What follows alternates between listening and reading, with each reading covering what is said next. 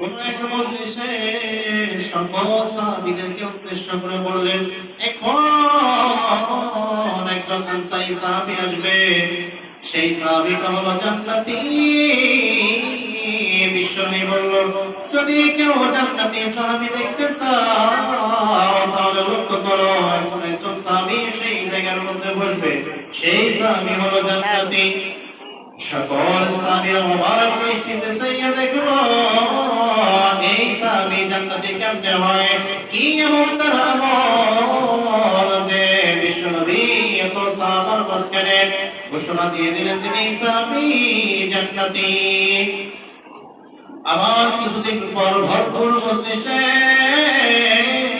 অসংখ্য সাহাবীর মাঝখানে বিশ্বনবী বলল যে এখন একজন আনসারী সাহাবী আসবে, সেই সাহাবী জান্নাতি। সবাই অবাক হয়ে গেল। আবার কোন সাহাবীর কথা বলে? এখানে অসংখ্য সাহাবী বসে আছে, কিন্তু বিশ্বনবী তো কোন সাহাবীর কথা বলল না। এবার কোন সাহাবী আসবে সবাই দেখতে পেল। প্রথমে যে সাহাবীর কথা বলছিল সেই সাহাবীর কথা আবারও বলল যে যদি জান্নাতি সাহাবী দেখতে চাও তাহলে ওই সাহাবীর দিকে দেখো।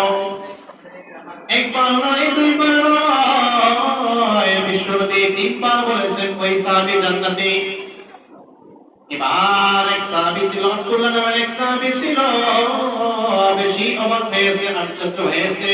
এই সাহাবীর কি এমন আমল, কি এমন বিশেষ আমল করে যে একবার নয়, দুইবার নয়, তিনবার বলেছে জান্নাতের কথা। জান্নাতি সাহাবী সুসংবাদ দিয়েছে, এই খবরটা আমাকে জানতে হবে এবং কি বিশেষ আমল করে সেই কথা শুনে আমিও আমল করব, আমিও ওই অনুযায়ী আমল করে আল্লাহ তাআলার জান্নাতে যাব। সবাই বলেন সুবহানাল্লাহ। আর এই সাহাবী চিন্তা করলো যে কোনো ভাবে, যে কোনো কৌশল এই সাহাবীর কাছ থেকে আমাকে জানতে হবে কি এমন বিশেষ আমল করে।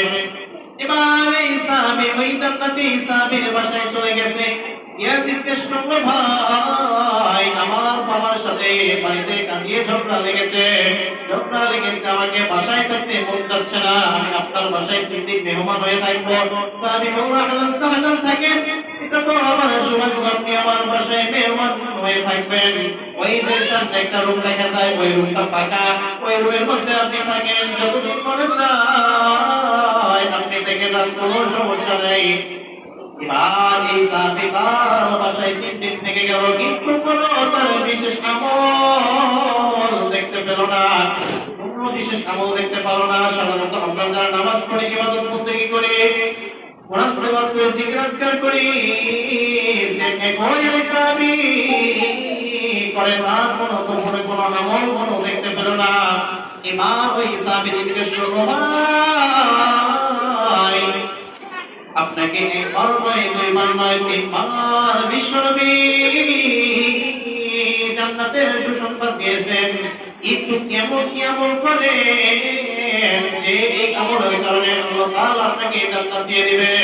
আপনি যদি আমাকে একটু বলতেন আমলের কথা, আমি ওই অনুযায়ী আমল করে আল্লাহ তাআলা জান্নাতে যাব।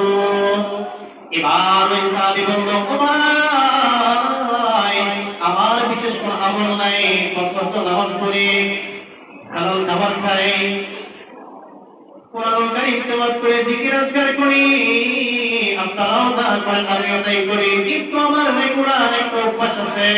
সেই অভ্যাসটা হলো আমি যখন বিছানায় শুইতে যাই, শোয়ার আগে সারাদিন আমার সাথে যারা জুলুম করছে, অন্যায় করছে, গালি দিছে, আমাকে অপমান করেছে, আমি বিছানায় শোয়ার আগে সবাইকে আল্লাহর জন্য মাফ করে দিয়ে প্রশান্ত আত্মা নিয়ে আমি ঘুমাইয়া যাই। আমরাও আমাদের উপর যারা জুলুম করে, অত্যাচার করে, হিংসা করে, আমাদেরকে যারা অপমান অপদস্থ করে, আমরা যদি সকলকে যদি আল্লাহ তাআলার জন্য মাফ করে দিতে পারি, তাহলে ওই সাহাবীর মতো আমাদেরকে জান্নাত দিতে পারেন কে? তাহলে আমাদের সাথে যারা জুলুম করবে, হিংসা করবে, আমাদেরকে যে যারা গালি দেবে, আজকের দিনের মধ্যে দেখা যায় একজন আরেকজনের সাথে ঝগড়া লেগেছে, মারামারি লেগেছে, কিন্তু মনের মধ্যে কোনো ক্ষোভ রাখবো না, কোনো রাগ রাখবো না। বিছানায় শোয়ার আগে যদি আমি আল্লাহ তাআলার কাছে বলি, আজকে সারাদিন আমার সাথে যারা জুলুম করেছে, অন্যায় করেছে, হিংসা করেছে, আমাকে গালি দিয়েছে, আমি আল্লাহ তাআলার জন্য মাফ করে দিলাম। মাফ করে দেওয়া যাবে না? তাহলে যদি আমরা সকলকে যদি আল্লাহর জন্য মাফ করে দিতে পারি, তাহলে ওই সাহাবীর মতো আমাদেরকে জান্নাত দিয়ে দিবে।